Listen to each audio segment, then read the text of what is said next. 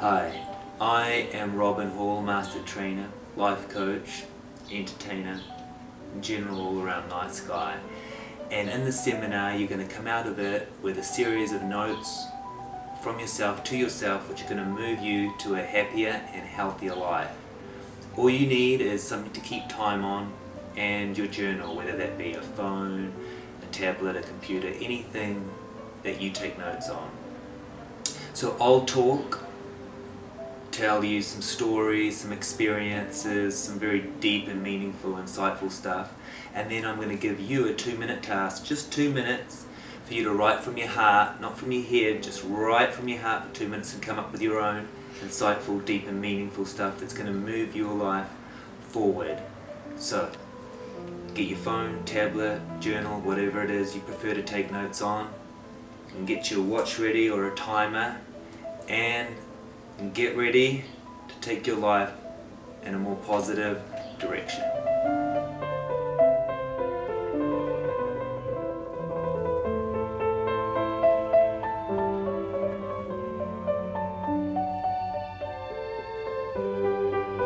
Alright, my goal is simple, to help yourself be your very best you. I love these little cheesy sayings. You know, life coaching for me is a natural progression. Well, I know all of you. You guys are all my friends and clients, so I've worked with you, and you know that my personal training is a passion of mine, and watching people grow is a passion of mine.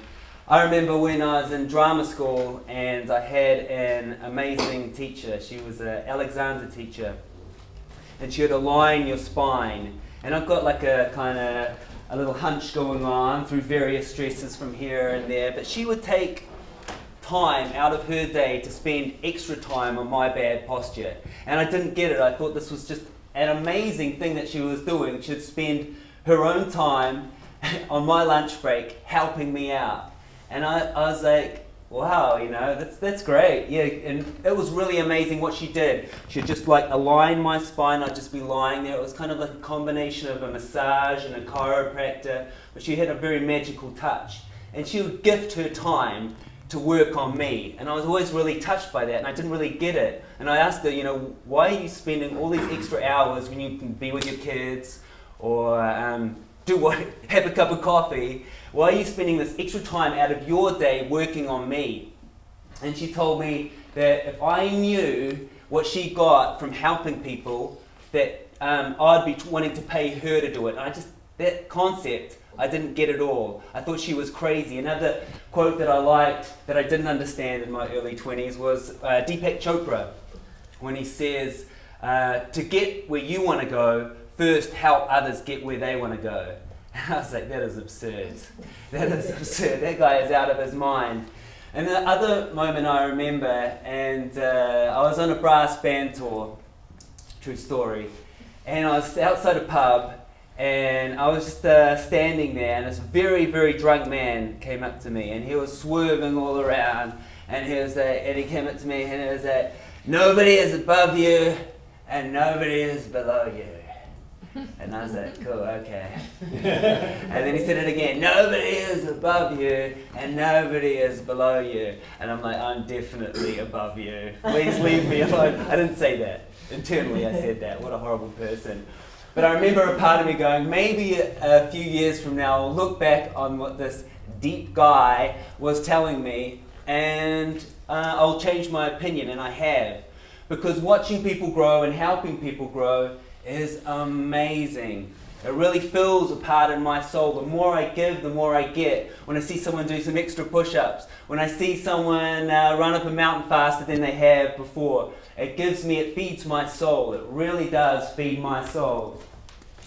And life coaching, to me, seemed a natural progression. From working with people's bodies, I began to realize that physical training and working out was just the tip of the iceberg. You come to me to get a little bit more fit, but getting fit in the physical exterior was just the start of it. It's not really what's going on, it's what's inside that's going on that counts. And so as I began to develop relationships with my clients and my friends who quickly became friends, I began to talk to them about not just working out, about their life. And then I've always been passionate about self-development. I've always been trying to figure out what's going on inside of me, working out my own insecurities, trying to find my place in the world. When I was in drama school, feeling very sorry for myself and emo, I bought the Tony Robbins Personal Power. I was totally hooked. And you know what? I really enjoyed it. It helped me win a handball tournament against Tom, who was my athletic superior. But with Tony Robbins on my side, it worked. The tools worked. And through therapy, I've always been a big fan of therapy, but self-development has been a real passion. And then when my fiance started bringing books into the house by Martha Beck, this life coach called Martha Beck, I just loved it. I was like, she talked about being a wayfinder or helping other people find their path, or pushing people in the right direction, and other strange spiritual stuff like becoming one with trees and tree spirits. And I was like, I really like this. So my qualifications for being a life coach: I'm alive and I love to coach, and I've also, this is a process for me too, because like Deepak Chopra says, helping other people helps me more than you could know. It's a gift to me. So your second task today, take out your note journals. So helping others helps your soul. That's very true to me. Oh, and self-development in small steps. Let me just talk to that for a second. When I was younger, I just wanted the big answer. I was really hungry for a big answer. I had this emotional loss, I didn't know really what was going on, and I wanted something big to solve it now. One big answer to solve it all. And I was really thirsting for that. And I really swing for the fences with everything. I just wanted an answer. But as I matured, self-development for me is just small steps, little realizations, little insights that I'm like, oh, I get it, or just little, it's much smaller and more subtle than the big answer. So from this evening, what I want you guys to get is maybe something, an idea or a story that you connect with that helps you move your lives to a higher quality. Alright, so just a small steps with your self-development. You may get the big answer, I hope you do, and if you do, let me know, please do. So another tool that I really like is to set my intentions. So for example, you're going over to a friend's house, and you may not just go over and hang out, but if you go over there with a set intentions, like I am going to show my friends that I care for them, you're already setting yourself up for more success. You're already setting your heart up to get what it wants more. So I want you to think about this weekend. You got 2 minutes, and rather than just let the weekend carry you away, I want you to set some intentions for how you want the weekend to go. I want you to see, and this evening as well, I want Robin to enlighten me. I want to just stare at Robin. Maybe. But I want you to set your intention for the whole weekend. Relaxing.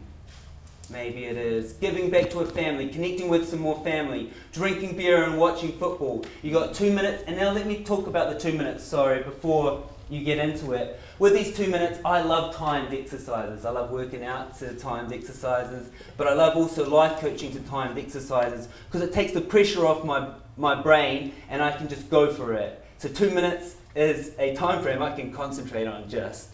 And also I'd encourage you, don't try and think about what you're writing from tonight. Don't write from your head, write from your heart. Just pour it out. Don't think about it. Don't try and write beautiful, complete sentences. Don't try and write your novel. Just blurt it out. You've only got 2 minutes for each of these tasks. So make sure that you make the most of it and just go for it. Boom. Straight from your heart. Go for it. Set your intentions. What do you want out of this weekend?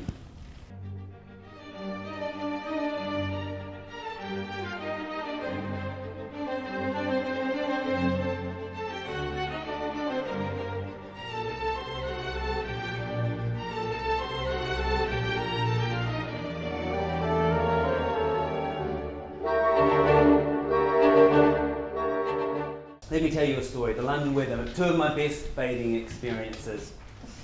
By the way, feel free to get up and grab a glass of water, or if you're thirsty, because I'm going to talk about myself a lot tonight. So if you need to drink while you listen to me talk about myself, please do. I understand. So London. When I first went to London, I stayed with my sister, and it was a magical time. It was beautiful. I connected with her. She's such a sweet lady, and I was there for the birth of her first child, which was magical. And I got to, have this tiny little alien baby in my lap, and make her protein shakes, and look after her a bit, and it was very special. And then her partner got a little bit alpha male, and wanted his territory back, and so he suggested to my sister that perhaps it was time I move on. And she was distraught about this. She's such a sweet lady. She was crying. She's like, I don't want you to leave. But I really don't like the feeling of being in somebody's hair. I'm a little bit insecure about that. I don't want to be in the way of anyone. So I'm like, okay, I'm gone. All right, I'm out of here. So I went and stayed in a hostel for a while, and that was an experience, but that's another story. And then I met up with my cousin, and she offered that I could stay on her living room floor. And I was like, yes, perfect. And it's called dossing in London, where you pay like a small amount of money, and you can store a mattress behind a couch or anywhere and bring it out at night and just crash on the floor. And I thought this was brilliant. I could save money, and I didn't have a job quite yet, and then I got a job in retail fashion, which was like hell on earth. I think they should sentence people to retail. So something about that fashion retail, the boss, that just the mind-numbing, soulless work. That it's pretty terrible. Anyway, I just started living with my cousin on the floor, on the living room floor, and I'd gone to work, and I had an intuition that something bad had happened. We get a feeling. It's not paranoia, it's not wild in your mind, it's just like something's not quite right. And some London weather has a lot to do with it. London weather's always grey and dark. You get up, it's dark, you go to work, and when you finish work, it's dark again. So you're like living in a hole for like 4 months of the year. But there was something slightly different. There was this like a sense that something tragic had happened. And when I checked my phone at my lunch break, my cousin had texted and asked me if she had seen her recent ex-boyfriend, Pete. And Pete's a lovely guy, a big bright smile, and always shared his cigarettes with me. Yeah, I was a smoker, a chain smoker, and he smoked Marlboro Reds, and I loved it, because they were like a meal. It's like a strong cigarette. But I had this, when she said that, when she texted, I read that text, I felt in my gut something bad had happened. And when I came home that night, a wake had begun, and Pete had been found in a park, and he had taken his life in the park by our house. But Abby was a popular girl. She was a really popular girl. She was destroyed. She was devastated. She was crying her eyes out, really anguished wails of sadness, really deep sadness. But she had this wonderful community around her, and they'd all gathered in my room, the living room, and set up mattresses and so forth, and had begun to support her and mourn. And I was a little bit on the outside. I liked Pete a lot, I knew him, and all these people were really nice to me, but grief is, and especially tragic events, are sort of intimate affairs, and I wasn't on that inner circle of that family. And so one of her friends came over and was like, excuse me, do you mind, maybe if it's not so, we're going to be here maybe for a few days. So maybe you should go, if you've got a friend to stay with in London, maybe you could do that. And I was like, yeah, no problems, good idea. So I went out on the street, and then I was like, oh, I didn't know anyone in London. I knew no one in London. I had no names except for one guy. A few nights earlier, I'd gone to the Poetry Society to, recite my genius to the world and become a world-famous poet. It was going to be as easy as that. Now, when I got drunk with a guy who appeared to be homeless, and we heckled these straight British poets, because we thought we were a lot better than them, because we really felt stuff, and they were just like intellectuals. So I got drunk with this guy, and I got his number, and that was the only number I had of someone in London, so I gave him a call. It was late at night, it was dark, I was like, shit.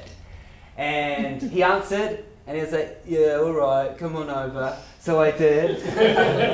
First of all, I was so surprised that he wasn't homeless. But he would have been homeless in the States because he was in state housing. So if you're dirt poor, they give you a house, they give you a roof over your head. It looks a lot like a prison, but it's still a roof over your head. And I got there, and even the phone that you buzz up, get buzzed up on, looks like one of those prison phones. It probably is one of those prison phones. They're probably made by the same people. So he buzzed me up, and I got in there, and it's like a very disparate environment. It looks like a prison on the inside too. There was just a chair, and he's like, Robin, do you want a bath? And I was like, oh my goodness. I was like, that would be awesome. I'd love a bath. And he's like, oh, that's going to be a problem. I don't have any hot water. So I was like, he's like, but I can heat some up. So he heated some water up for me in pans, and pan by pan he made a little bath for me. And I got in there, and I was just so grateful. I was still that sadness and that shock of the tragedy was there, but I was bathing myself, and it just felt so good, and I just felt amazing. It was the best bath ever. I felt so grateful that out of nowhere I had a place to stay. In the middle of London, I had one number, and it had come through for me, and someone had offered. He wasn't homeless, he had a state home, and he had offered his place for me to stay, and I pulled my sleeping bag up that night, and my bed was a chair that reclined a little bit, and it felt so good, and I was so grateful. I was sad, but I was so grateful at the same time. The next day when I came over, my two bathing experiences, by the way, are back to back. Best bathing experiences in London were back to back. The next night I went over there, and I called, and there was no answer from this call box. So I was like, shit. And so I spent about an hour trying to call him on the call box and call him on his cell phone, but there was no answer, and it was getting late. So I was like, damn. And my sister lived out of London. I think it's about an hour and a half. So I thought, oh shit, I'm gonna suck up my pride. I've just got to go over to my sister's and just deal with the partner. He's a nice guy. I do love him. He's a lovely guy. But I got to the train station. All the trains had gone, and then it began to rain. So then I began to feel a little bit sorry for myself, a little bit pissed off. And I was sad, I was pissed off, I was walking around, and then I was like, oh man, I'd never got a hotel room before for myself in my life. I thought that was absurd. That's what crazy rich people did, like waste a month's rent, or I could sleep on a floor for a month for the same price as one night in a hotel room. That's just crazy talk. And I only had a small amount of money. I just got a job in retail, and I didn't know how long I could last there. But I was like, all right, I got to get a hotel. So I walked up to a hotel, and they had no beds. I was like, what the hell is going on? More than one people want to stay in a hotel room? It took me about an hour to find a hotel room. And I was wet, I was sodden, I was feeling sorry for myself. I was a little bit chippy, a little bit pissed off at the world, a little bit emo. But I paid my money, my hard-earned money, and I went into the room, and then, oh my goodness, it was amazing. I turned on the shower, this big jet of shower, just burning hot water, and all my troubles were washed away. It felt so good. And then these big, fluffy white towels I could pick off. Oh my goodness, they're like they'd never been used before. It felt so fantastic. I was just so grateful. I felt amazing to be in this privileged position of being in so much luxury. And you know, I've got a flair for the dramatic. And I remember lying on my bed, and I said to myself out loud, I am resilient. But that was an amazing, those 2 showers were an amazing experience, and it really drove home for me how those small creature comforts are everything in life. The everyday things that we take for granted are everything in life. I rang up my friend the next day and he said, I'm sorry, Robin. Yeah, I just started drinking in the afternoon. And that was his explanation. It began to dawn on me that he could be an alcoholic. But it's hard to tell if people are alcoholic in London because everyone seems like they're an alcoholic. But for your next 2-minute task, I want you to think about the small things. It's the small things that count. You know, I often think, I'm a big fan of gratitude lists. I love the emotion of gratitude. Look at little Lucy when she was little. Look how white my teeth are. I need to get some more whitening strips. But when I think about gratitude, sometimes if I think about like a gratitude list, I'll just go life, you know, I'm gratitude to be alive, family, love, and there's these big ideas, but they don't really connect home. But if I think about the small things like having a shower, having a nap with the dog, those small things really connect to me emotionally, and it's often the small things that I really feel most grateful for. So you got 2 minutes, and I want you to open your heart and just talk and write specific small things that move you and that you are grateful for. And your 2 minutes begins now.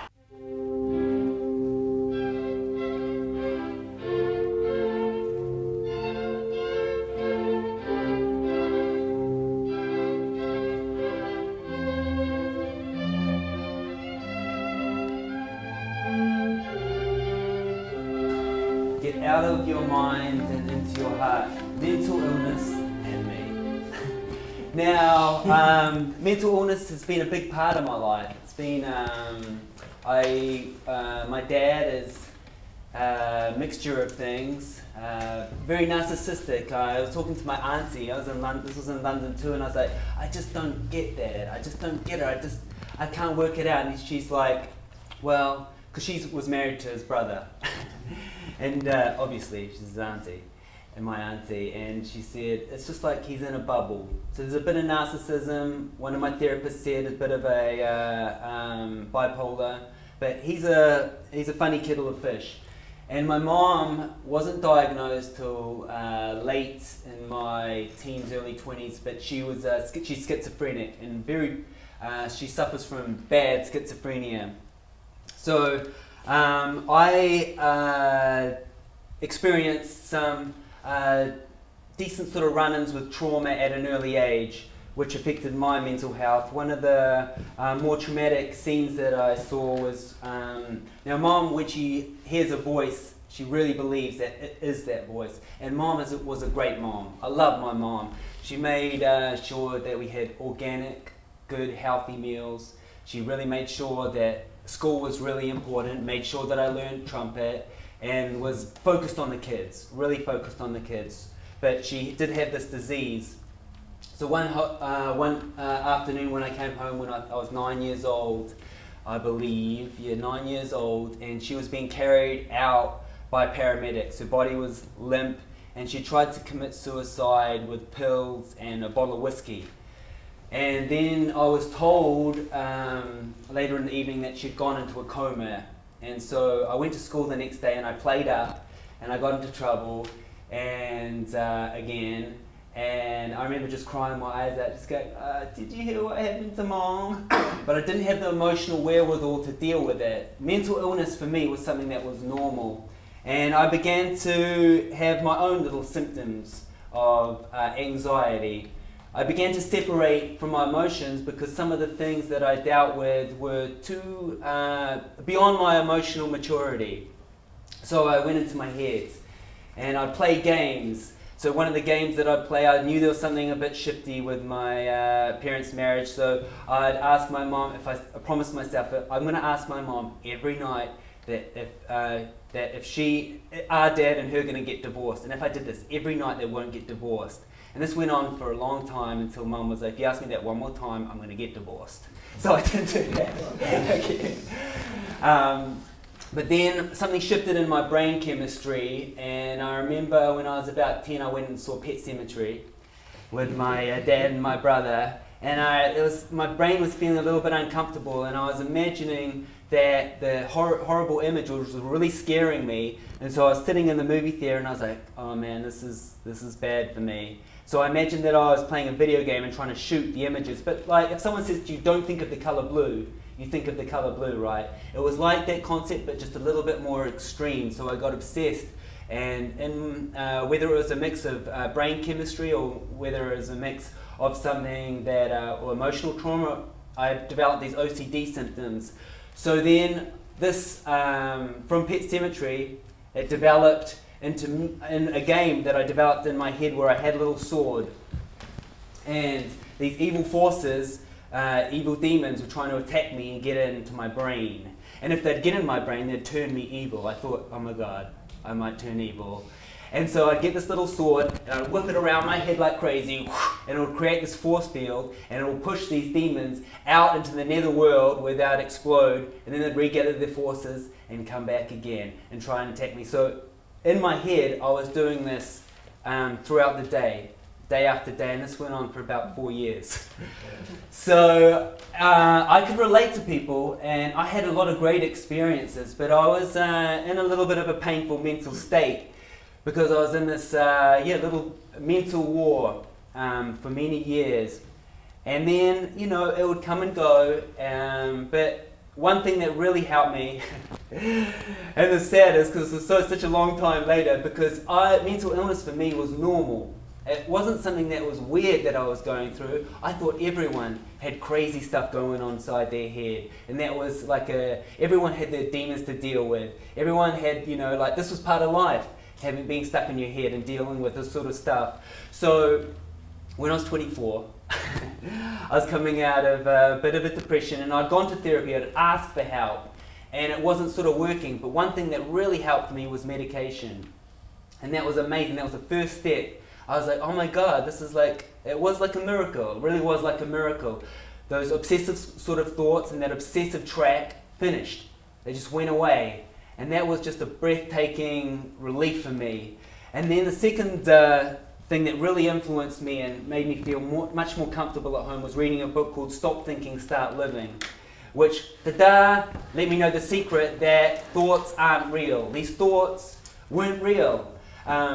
And that was I know that may be an easy concept for most people to get, but for me that was mind-blowing.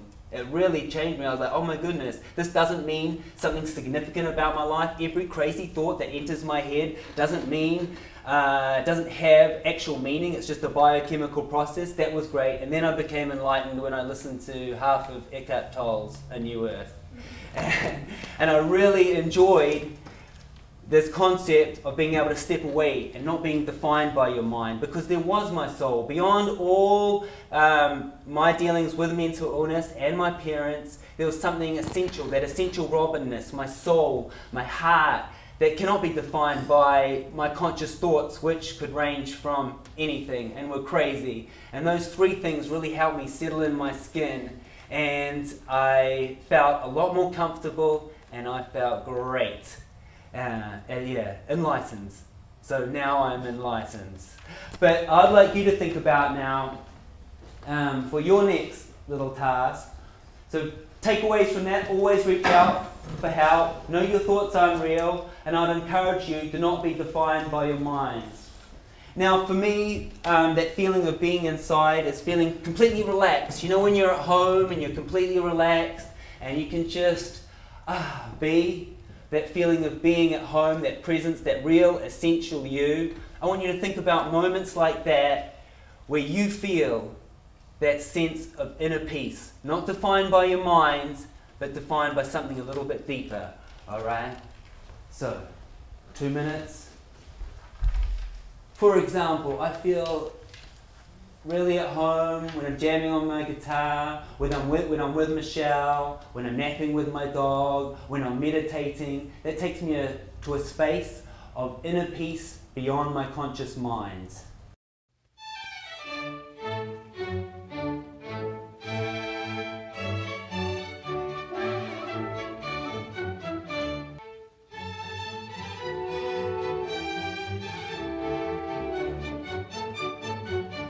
You know, that sense of peace beyond your mind. You've got your conscious mind, all those thoughts running through your head, and that sense of that silent observer. Sometimes you can just sit back and watch those thoughts go through your head and be like, that's crazy what's going on in my head. You can pick and choose those thoughts. They're not real.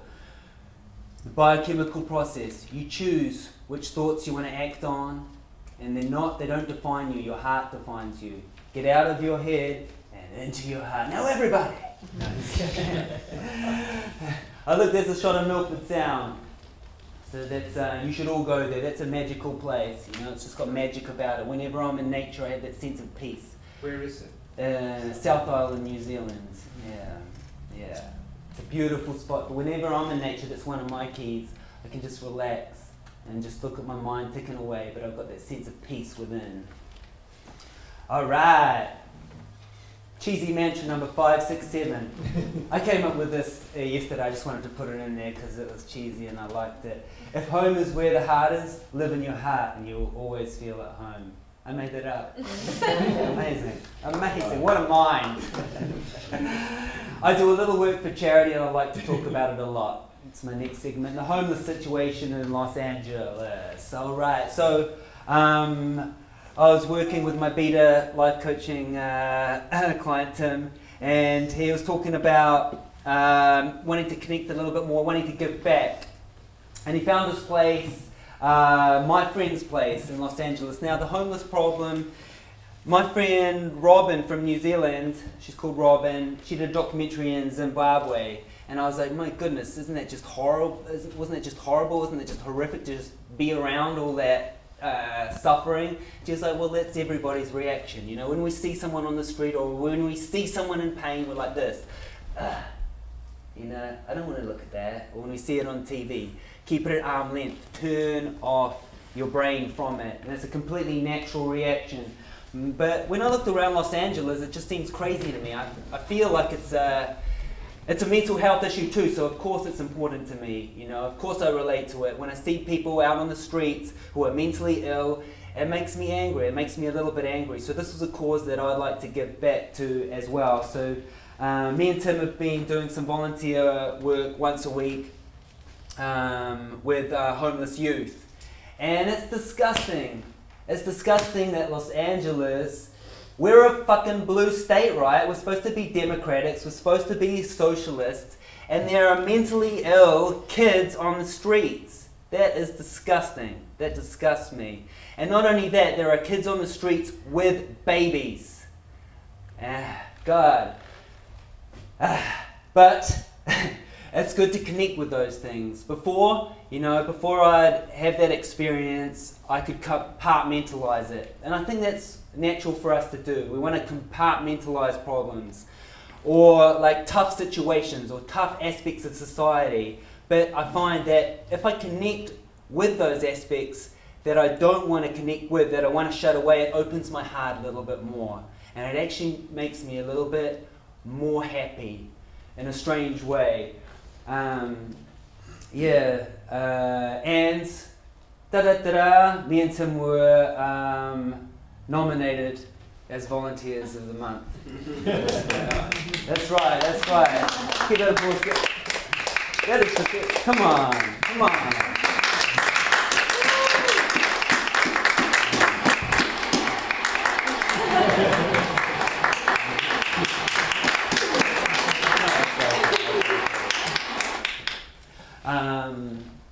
But I think the lesson for me was if I compartmentalize things and push them away, I disconnect from the humanity of the situation. But if I reach out and connect with people on a human level, it really opens my heart more. It doesn't break my heart. It is a little bit sad, but my heart gets a little bit bigger. And I get a little bit more involved on a human level. So it becomes not just like this weird little problem, not a thought process, but an actual thing that I can relate to as a human being. Tim, could I throw you a couple of questions? Sure. You're a busy guy. You're a busy guy. So you come from working a corporate job, and what has the experience been like for you when you go into my friend's place, say after a busy morning of meetings? I think the main thing is it just gets me outside of the world that I was too comfortable in terms of just being caught up in myself and my life and my friends and family and things that I felt were important, and realizing that there's so much more world out there and so many people in different circumstances and different places, and to connect with them and have that human connection and support each other and give back to each other. And was there an experience with a client or one of the kids that are homeless that has changed your perspective at all? Yeah, I think it's you just learn their situations. There's one of the clients is opened up over the course of the couple months we've been there and seen him regularly. And was very, I remember the first interactions with him, he was very cautious about sharing anything. And I had asked him something about where he came from originally, and he was very defensive and paranoid about something. And he's opened up over the course of the couple months and shared that, you know, he lives in Nichols Canyon. He has a place somewhere where he camps and keeps his things, what he calls their spot.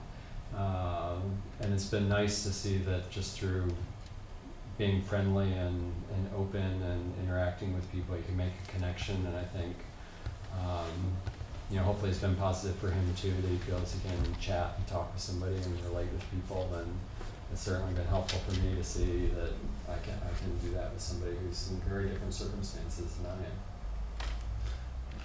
Volunteer of the month, Tim McLean. But I think it's important because it's important to find a cause that opens your heart a little bit more. Like giving back, the more you give back, the more love you give back, the more love you get. You're not going to become a smaller person, and your life is not going to become smaller when you reach out to an area of the community that needs care. So I'd like you to think about that, because I think that's an important part of life, to connect with those that need care in the community. This is Lucy, and a couple of moments, a couple of mornings or a few times now with boot camp on our Friday fun day, we've gone on a little run around the neighbourhood, and we just take a few things like a pair of socks or a list of resources that are around the neighbourhood, and a granola bar or and some muscle milk, and just give them to them, and just reaching out and connecting with them on a human level opens up that problem a whole lot more, because we are on one planet, we're one group of people, and we all have to work together in some sense. So I really believe, and I really understand what's helped me grow a lot, is that essentially we're all equal and we all share these problems. So to look past, people maybe have these crazy religious beliefs or whatnot that doesn't make sense to us, but beyond that there's something essential and human about all of us. And so I would encourage you, in your next 2-minute task is think about sharing as caring, but identify a community or a cause that you feel passionate about. See, for me, a mentally ill kid on the street is crazy. You know, my heart goes out to that person. But maybe there's something that you've been wanting to get involved with. Maybe there's, when you see something in society that you don't like, maybe something passionate gets involved, boom, or your heart just gets moved a little bit and you want to get involved and you want to reach out. So I want you to think about that. But I know you guys are all overachieving do-gooders, and you know, you're very high functioning, so you probably already work with some sort of charity or do some sort of thing. So you can think about how more you can be engaged, how you can make it more fun, how you can get more out of it. All right, this is your 2-minute task, and it begins now.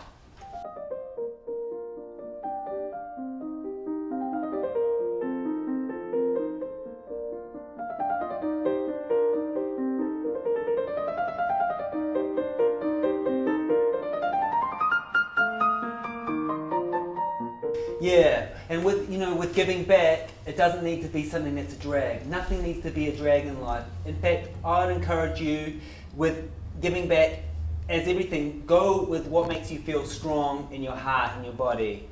Remember, get out of your mind and into your heart. I need to work on that. Oh, letters from my father, facing those issues that are close to home. My dad's been driving me a little bit crazy recently because he's been dropping these things like, oh yeah, it was all about the kids. You know, nothing was more important than the kids. And it just made me mad because it just wasn't true. Like I said, he's in his kind of this weird narcissistic bubble, but I was examining why I was getting so angry at Dad, why I was getting so pissed off when I'd have these conversations with him and he'd be in this own little bubble.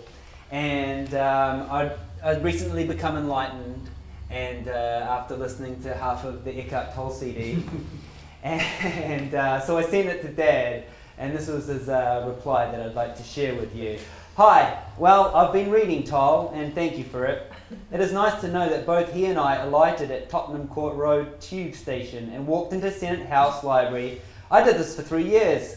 We probably went into the same study space, sociology, and also toilets. I think his blanket statements, everyone is mad, a bit much. And noble souls who I met, don't forget, I'm a 60s man. We're aligned to some group or other, and we're nonetheless for it. I also think being depressed or being manic is a now experience, and you can't wipe it. Toll's basic exposition is cerebral, i.e. speaking to an educated audience, not the starving in Ethiopia or Otara, but I guess he has to begin somewhere. I like that. Being a now person puts you in the firing line of being classified a dreamer, naive, impractical, and it doesn't explain away the weirdos, serial killers and the like. I will keep plodding on with it. I am probably a then person. I love happy memories, and they are powerful sustenance for me. I also believe, feel, know that sometimes everything becomes too much, as William Blake knew only too well. Of course, I love his Christ references and agree very much with him, and I look forward to being surprised. I like Mercutio because he wasn't afraid to ramble on, which Stephen says I do most of the time. You know, I love my dad. I do. You can't help but love your parents, and I'm sad in a way because you know you never get that connection. Like I think part of my heart now wishes I could just sit down and be like, hey, what's up, Dad? And we'd have a normal conversation, and it would be great. But I don't get that in my life. But when I was thinking about Dad and thinking about his bubble, you know, I began to ask myself some tough questions. And it was a good experience because when, you know, if you hear someone say, oh my goodness, that person is so pretentious, and then the next minute they might say something like, oh my god, the caviar at that restaurant is out of this world. You know, I took this concept, I've been thinking about this concept a lot, about what you hate or what you dislike in something, and what angers you in something is a reflection of what's going on with you on the inside. And so I thought about my dad a lot, and it always pissed me off that he's in this narcissistic bubble, and then boom, I had a realization, I am in a narcissistic bubble too.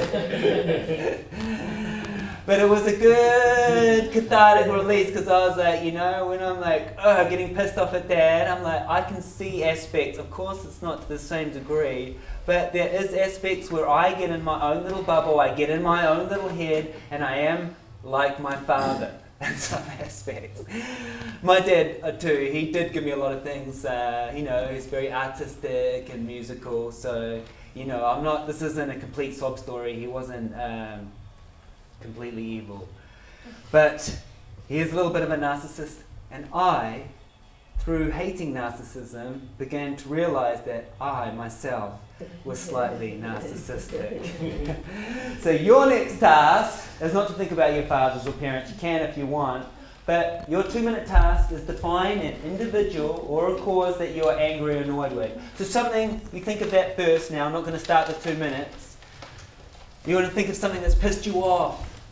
You get self-righteous about. I know if I am projecting something, I get very self-righteous about something. I'm like, no way, that person is totally wrong.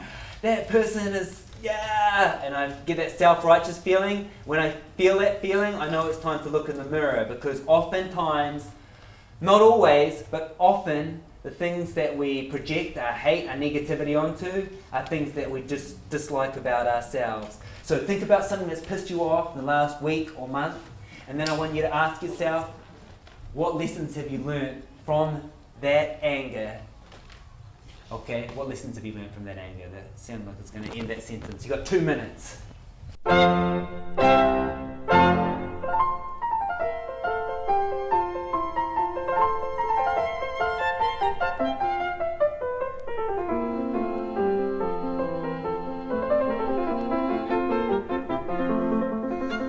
Quick break, bromance of the month, Michael C. Hall.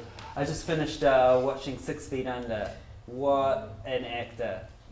My fiance's been watching a bit of Dexter, I haven't really got into it. But 6 Feet Under, what a beautiful show. Is there any 6 Feet Under fans out there?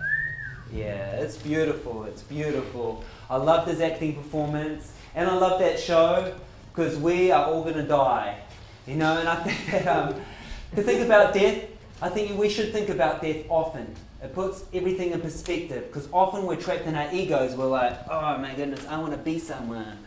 You know, I want to achieve something in my life, and so that, I don't know, when I'm dead, I can enjoy it looking back from...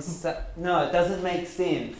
You know, I think death is something that's important to think about, because we're only here for a very, very short time. And life is so precious that I think we should think about death every day.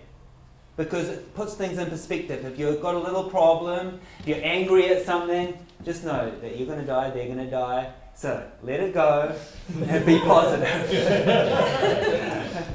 Oh, here's a true story.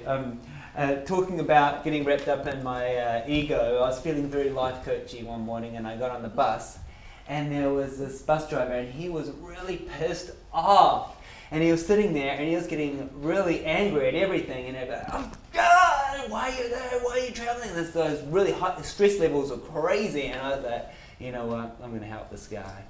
So I got up and I walked over and I was like, hey man, how you doing?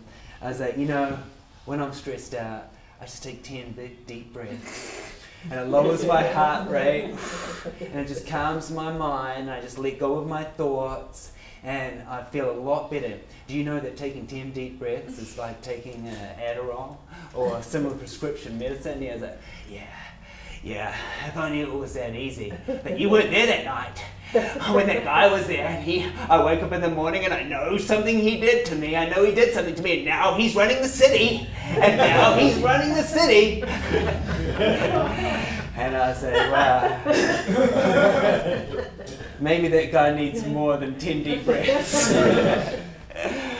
But you know, your perceptions of what you think about yourself are often the greatest chance to laugh at yourself, to laugh at your ego. So, you got another 2-minute task. Can you handle it? Can you handle another 2-minute task? I want you to imagine that you're a stand-up comedian, and you got a show, and you're going to think about an example from your life which cracked you up, where you had these expectations, you had these high expectations, like saving the bus driver's mental stability, and what you built up in your head was torn down. But it can be anything. I just want you to think of funny moments where you can laugh at yourself, because laughing at yourself is one of the most important lessons that I've learned in life, and it keeps me going and keeps me entertained and keeps me enthralled and keeps me engaged, laughing at yourself. So you're going to do a stand-up comedy set in 2 minutes. You better laugh at yourself. Go!